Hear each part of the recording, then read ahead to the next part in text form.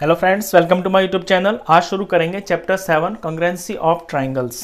सबसे पहले मीनिंग समझते हैं कि कॉन्ग्रुएंसी का मीनिंग क्या होता है।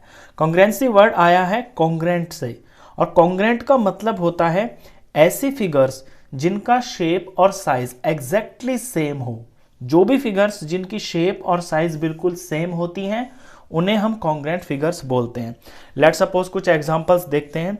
जैसे ये दो पेन्स हैं, ये दोनों पेन साइज में भी और शेप में भी बिल्कुल एक जैसे, इनका मॉडल भी सेम है और इनकी जो साइज वगैरह है वो भी सेम है।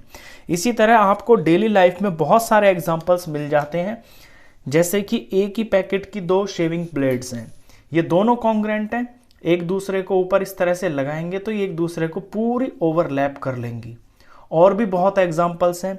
दो कॉइन हो सकते हैं सेम, 1 रुपए वाला सिक्का, वो आपस में कॉन्ग्रुएंट होंगे। एक पैकेट के बिस्किट के सारे जो बिस्किट्स होते हैं वो सेम साइज के होते हैं और सेम शेप के होते हैं, तो वो कॉन्ग्रुएंट होते हैं। तो कॉन्ग्रुएंट फिगर्स बेसिकली वही होती हैं जिनका साइज और जिनकी शेप एग्जैक्टली सेम होती है। अब मैथ्स के अंदर, ज्योमेट्री के अंदर आपकी 2 डायमेंशनल फिगर्स भी होती हैं, 3 डायमेंशनल फिगर्स भी होती हैं। तो सबसे पहली जो फिगर होती है जो कि 2 पॉइंट से मिलके बनती है, देखिए एक पॉइंट से तो कुछ नहीं बनता, पॉइंट ही बनता है। तो सबसे कम पॉइंट से बनने वाली जो फिगर होती है वो होती है लाइन सेगमेंट। तो नेक्स्ट जो टॉपिक है वो यही है कि किसी लाइन सेगमेंट्स के अंदर हम कॉन्ग्रुएंसी कैसे चेक करते हैं। देखिए लाइन सेगमेंट में होता ही क्या है, सिर्फ उसकी एक लेंथ ही तो होती है। तो कोई भी दो लाइन सेगमेंट्स कॉन्ग्रुएंट तब होती हैं जब उनकी लेंथ बराबर होती है। जैसे ए बी की लेंथ लेट सपोज 2 सेंटीमीटर है, तो इसके कॉन्ग्रुएंट जो होगी ना, अगर कोई लाइन सेगमेंट इसके कॉन्ग्रुएंट होगी तो उसकी लेंथ इसके बराबर होगी। इसके बाद आता है एंगल्स। कोई भी दो एंगल्स कॉन्ग्रुएंट कब होंगे, ये कॉन्ग्रुएंसी तो होती है इनकी वो रूल, कॉन्ग्रुएंट बोलते हैं हम। जब कॉन्ग्रुएंट दो फिगर्स होती हैं तो उनको हम कॉन्ग्रुएंट बोलते हैं। कॉन्ग्रुएंसी ऑफ एंगल्स यानी एंगल्स के कॉन्ग्रुएंट होने की कंडीशन क्या होती है। देखिए एंगल के अंदर क्या होता है, एंगल के अंदर सिर्फ डिग्री तो होती है, उसका जो मेजरमेंट होता है वही होती है, उसके अलावा तो उसमें कुछ होती नहीं है। जैसे कि ये एंगल 60 डिग्री का है, लेट सपोज ये एंगल ए बी सी और ये पी क्यू आर, अगर ये भी 60 डिग्री का हो तो ये दोनों के दोनों एंगल्स कॉन्ग्रुएंट बोले जाएंगे। अब यहाँ पे इनकी ये जो आर्म्स है ना, इनकी लेंथ से कोई मतलब नहीं है। अगर मैं इसकी लेंथ कितनी भी बड़ी कर दूं या इसकी कितनी भी छोटी कर दूं उससे कोई फर्क नहीं पड़ता, क्योंकि एंगल को जाना जाता है उसकी डिग्री के लिए। लंबाई ये जो है लेंथ आर्म्स की छोटी बड़ी कितनी भी हो उससे कोई फर्क नहीं पड़ता। तो कोई भी दो एंगल्स अगर सेम डिग्री के हैं, सेम मेजरमेंट के हैं, तो वो कॉन्ग्रुएंट होंगे। इसके बाद आता है आपका कॉन्ग्रुएंसी ऑफ ट्राइंगल्स, यानी दो ट्राइंगल्स कब कॉन्ग्रुएंट होंगे। तो कॉन्ग्रुएंट होने के लिए ट्राइंगल के पूरी एग्जैक्ट शेप और साइज सेम होनी चाहिए। अब एग्जैक्ट शेप और साइज कब सेम होगी, जब इसके सारे कॉरेस्पॉन्डिंग पार्ट्स बराबर होंगे दोनों ट्राइंगल के अंदर। लेट सपोज ये है कि इसके अंदर आपको पता है साइड्स होती हैं 3 और इसके अंदर एंगल्स होते हैं 3, तो कुल मिला के ये 6 चीज़ें होती हैं ट्राइंगल के अंदर। तो ट्राइंगल की, जैसे यहाँ ए बी सी और पी क्यू आर ट्राइंगल है, तो ए बी सी के 3 एंगल है, इसके भी 3 एंगल है, इसमें भी 3 साइड है, इसमें भी 3 साइड है। तो अगर ये तीनों की तीनों सेम होती हैं, यानी इसकी 3 साइड इसकी 3 साइड के बराबर होंगी, इसके तीनों एंगल इसके तीनों एंगलों के बराबर होंगे, तो ये दोनों ट्राइंगल्स कॉन्ग्रुएंट होंगे। जब इनको एक दूसरे के ऊपर हम टिकाएंगे ना, जैसे अभी मैंने ब्लेड को टिकाया, तो ये एक दूसरे को बिल्कुल ढक लेंगे, यानी इनका साइज और शेप एग्जैक्टली सेम होगा। अब ट्राइंगल्स को कॉन्ग्रुएंट लिखने का तरीका क्या होता है, लिखने का तरीका ये होता है, लेट सपोज मैं पहले ट्राइंगल ए बी सी को ले लेता हूं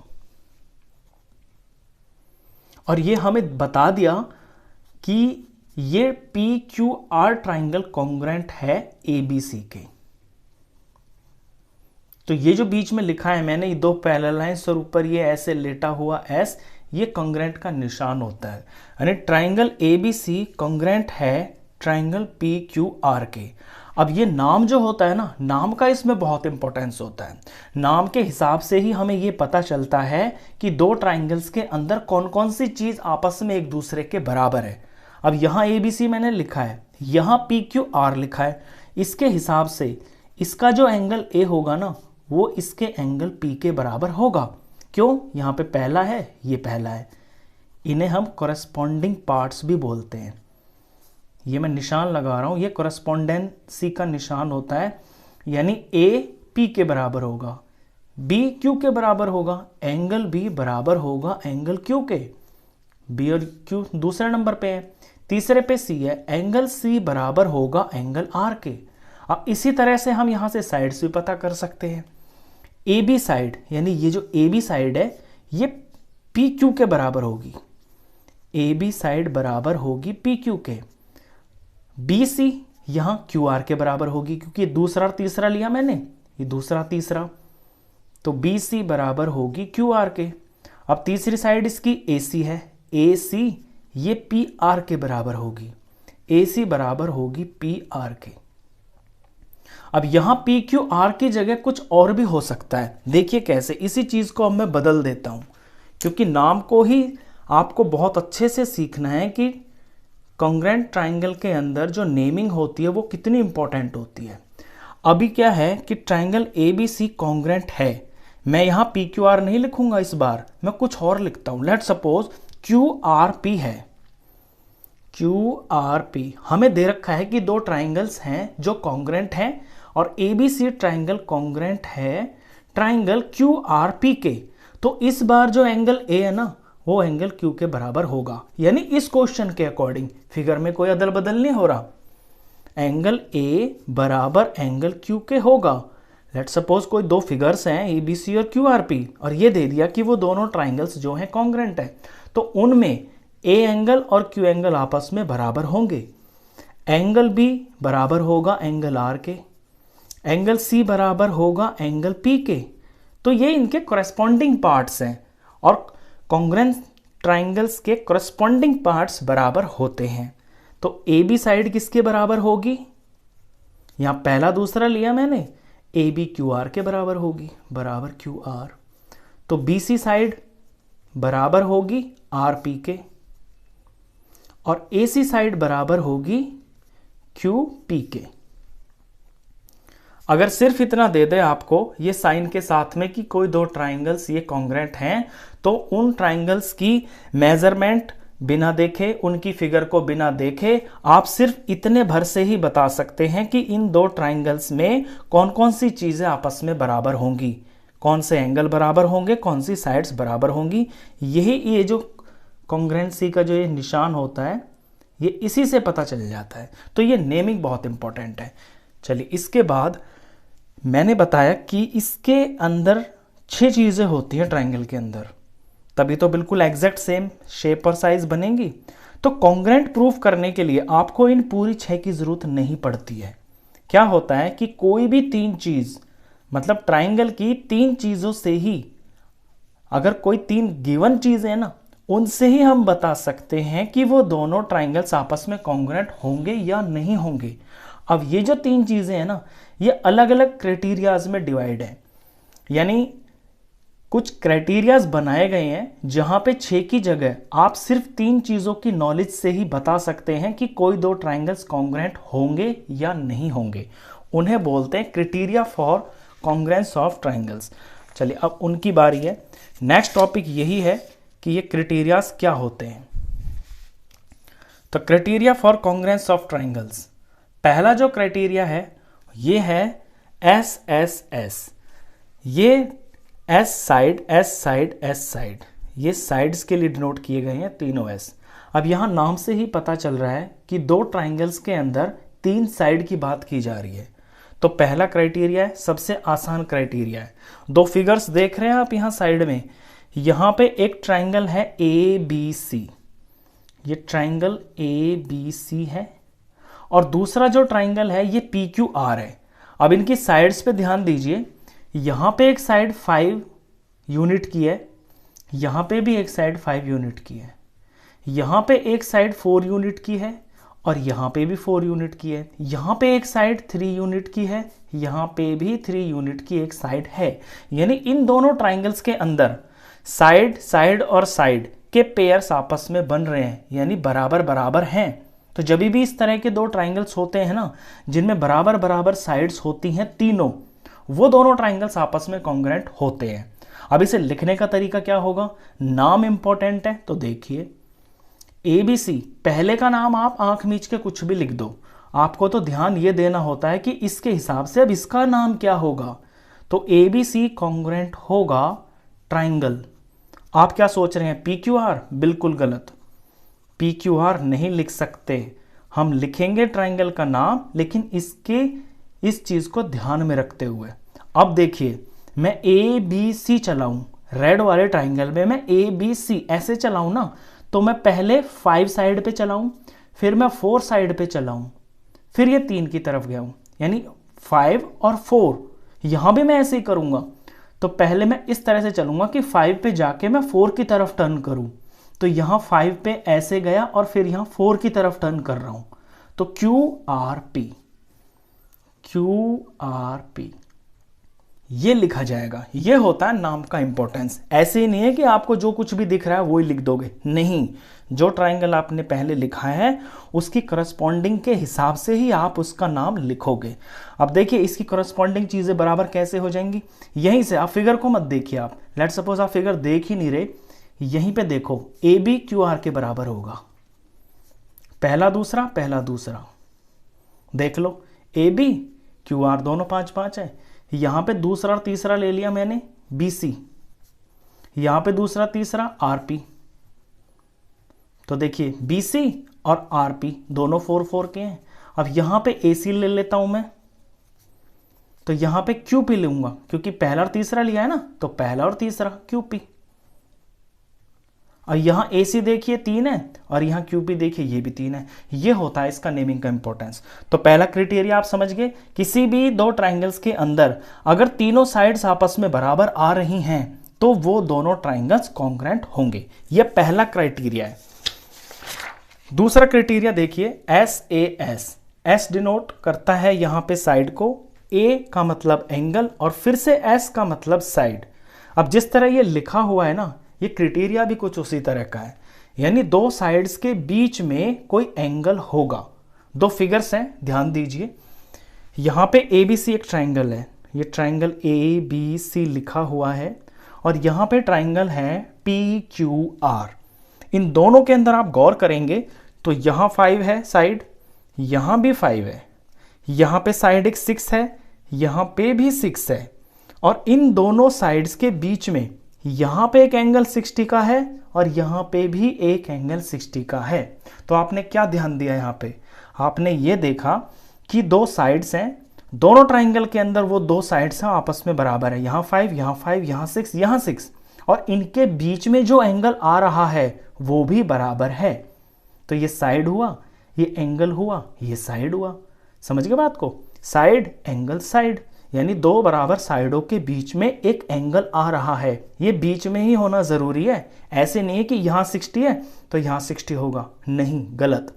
अगर 5, 6 के बीच में 60 है तो 5 और 6 के बीच में ही यहां 60 होना चाहिए। अगर ये 60 डिग्री यहां ना होके यहां कहीं लिखा होता तो ये दोनों ट्राइंगल्स कॉन्ग्रुएंट नहीं होते।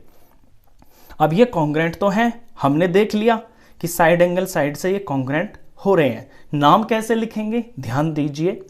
पहले का नाम आंख मीच के कुछ भी लिख लो, ABC लिख लो, BCA लिख लो, जो आपका मन चाहे लिख लो। ट्राइंगल ABC लिख लिया मैंने। अब मुझे दिखाना है इसे कॉन्ग्रुएंट ट्राइंगल के।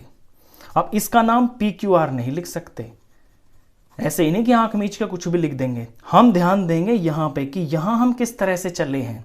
देखिए ABC, यानी हम पहले 5 पे आए, 60 के एंगल पे टकराए और फिर 6 की तरफ गए, तो बन गया ABC। अब वही चीज हम यहां करेंगे, हम ऐसे चलेंगे कि पहले 5 वाली लाइन को कवर करें, फिर एंगल पे पहुंचे और फिर 6 वाली साइड को कवर करें। तो इस तरह जब कर रहे हैं हम, तो हमें P से चलना पड़ रहा है। यहां 5 की तरफ आए, 60 एंगल पे आए और फिर 6 साइड की तरफ चले तो PRQ लिखा जाएगा इस ट्रायंगल का नाम। ये होता है नेमिंग का इंपॉर्टेंस। तो ये आपका सेकंड क्राइटेरिया था। चलिए अब थर्ड क्राइटेरिया देखते हैं। थर्ड क्राइटेरिया ASA, यहां भी आप समझ गए होंगे, A for angle, S for side और फिर से A फॉर एंगल। और अब आप ये भी समझ गए होंगे जैसे पीछे वाला था ना, उसका ये उल्टा है। वहां SAS था यानी दो साइडों के बीच में एक एंगल सेम सेम, यहां ASA है यानी दो तरफ एंगल होंगे और उनके बीच में जो साइड होगी वो सेम होगी। फिगर्स पे ध्यान दीजिए। ट्रायंगल ABC और ट्रायंगल PQR, यहां देख रहे हैं आप 60 का एंगल, 50 का एंगल, यहां 60 का एंगल, 50 का एंगल दोनों में है। और इन्हीं दो एंगलों के बीच में यहां पे 6 यूनिट की एक साइड लिखी हुई है और यहां भी इन्हीं दोनों एंगलों के बीच में एक 6 यूनिट की साइड है। तो जब इस तरह होता है कि दो ट्रायंगल्स के अंदर दो एंगल आपस में एक दूसरे के बराबर होते हैं और उनमें जो बीच में जो साइड आ रही होती है, इंक्लूडिंग साइड बोलते हैं इसको, वो बराबर होती है, तो एंगल साइड एंगल क्राइटेरिया होता है और दोनों ट्रायंगल्स कॉन्ग्रुएंट होते हैं। ये भी ध्यान रखना कि जैसे ये 6 यहां बीच में आ रही है ना, तो ये बीच में ही आनी चाहिए। अगर इन एंगल्स के बीच में ये ना होगी ना, कहीं और होगी, तो फिर ये कॉन्ग्रुएंट नहीं माने जाएंगे। अब आते हैं नेमिंग पे। तो पहले का नाम तो कुछ भी लिख लो आंख मीच के। लेट सपोज मैं इसका नाम सीधा सा लिख लेता हूं ABC, कॉन्ग्रुएंट टू ट्रायंगल। अब आप सोच रहे हैं इसका नाम PQR लिख देंगे, बिल्कुल भी नहीं। अब तक तो आप सीख भी गए होंगे। ऐसे ही नहीं कि यहाँ PQR है तो PQR लिख दिया, नहीं। यहां ध्यान दीजिए कैसे चले हैं हम ABC ऐसे चले हैं, यानी A है वो एंगल जो हमें पता ही नहीं है, उसके बाद 60 के एंगल पे पहुंचे, उसके बाद 50 एंगल पे पहुंचे। तो यहां भी ऐसे ही चलेंगे कि पहले उस एंगल पे पहुंचे जो पता ही नहीं है, फिर 60 पे, फिर 50 पे। तो ये अननोन, ये 60 और ये 50। तो इस ABC के हिसाब से हमें QRP ये लिखना पड़ेगा। बस ये इसकी नेमिंग हुई। चलिए इसका लास्ट क्राइटेरिया है जो वो बड़ा इंपॉर्टेंट है, RHS। R स्टैंड करता है यहां पे राइट एंगल के लिए, H स्टैंड करता है यहां हाइपोटेन्यूज के लिए और S फॉर साइड होता है। ये जो प्रॉपर्टी होती है ये हमेशा राइट ट्रायंगल के अंदर ही लगती है। इसमें क्या होता है कि कोई दो ट्रायंगल्स होंगे आपके पास और उनमें एक एक एंगल 90 डिग्री का होगा। देखिए यहां भी 90 है, यहां पे ये Z 90 डिग्री का है, सिंपल। और हाइपोटेन्यूज जो होगा ना इन दोनों ट्रायंगल्स का, वो भी सेम होगा। हाइपोटेन्यूज का मतलब जो 90 के सामने की साइड है, यहां 13 है, यहां भी 13 है। और दोनों ट्रायंगल के अंदर कोई एक साइड सेम होगी, वो खड़ी वाली भी हो सकती है, वो लेटी वाली भी हो सकती है, उससे कोई फर्क नहीं पड़ता। अगर इसी ट्रायंगल को मैं ऐसे घुमा दूंगा तो ये वाली चीज यहां टच हो जाएगी, 5 वाला यहां टच हो जाएगा, 13 वाला यहां टच हो जाएगा, ये इसको पूरा ढक लेगा। तो फिगर टेढ़ी मेढ़ी, उससे थोड़ी ना कोई फर्क पड़ता है। ये दो पेन है, ये कॉन्ग्रुएंट है, ये मैंने ऐसे रख दिया, ये मैंने ऐसे रख दिया, तो अभी भी तो ये कॉन्ग्रुएंट ही है, उससे क्या फर्क पड़ता है। तो आप समझ गए, RHS यानी राइट एंगल हो दोनों ट्रायंगल में, H यानी हाइपोटेन्यूज सेम हो और S मतलब दोनों में कोई एक साइड बराबर हो, तो ट्रायंगल्स आपके कॉन्ग्रुएंट होते हैं। अब नेमिंग पे आ जाइए। अब पहले का नाम तो आप कुछ भी रख लीजिए। लेट सपोज इस बार मैं ABC नहीं रख रहा हूं, इस बार मैं कुछ और ही रख लेता हूं। मैं लिख लेता हूं BCA, कॉन्ग्रुएंट टू ट्रायंगल। अब BCA के हिसाब से मुझे इसका नाम क्या लिखना होगा। देखिए मैं B चलाऊं और फिर C चलाऊं और फिर A चलाऊं, यानी मैं 90 डिग्री चलाऊं, फिर अननोन साइड चलाऊं, फिर हाइपोटेन्यूज चलाऊं।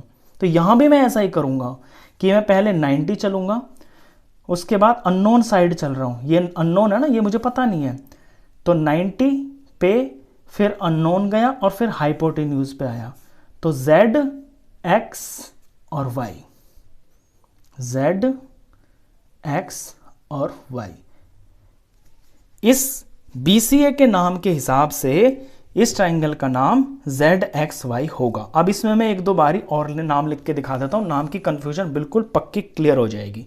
अगर मैं ट्रायंगल ABC लिखता हूं और इसको मुझे कॉन्ग्रुएंट दिखाना है इस वाले ट्रायंगल के, तो नाम क्या होगा।